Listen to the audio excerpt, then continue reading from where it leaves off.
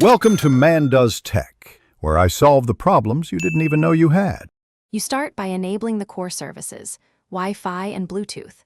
Make sure your Mac is up to date so Airdrop supports modern handshakes.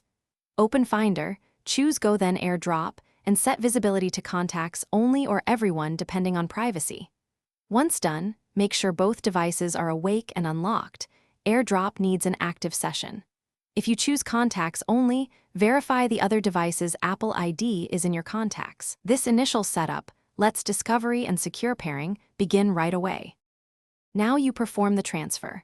In Finder's Airdrop window, drag the file to the person's icon and release. From an iPhone, use Share, pick Airdrop, then tap your Mac. You'll see an Accept dialog on the Mac, Accept to start. Airdrop uses Bluetooth to negotiate and peer-to-peer Wi-Fi to send data, so it often works even without a shared router. If Contacts only blocks a transfer, switch temporarily to Everyone to confirm connectivity, then return to your preferred privacy setting. Finish by locating received files in Downloads or the app you used to open them, and move them where you like. If a transfer stalls or the Mac doesn't appear, first toggle Bluetooth and Wi-Fi off and on both devices, then retry. This clears discovery issues.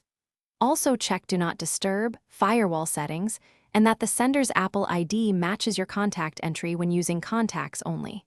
If problems persist, sign out and back into iCloud to refresh device discovery.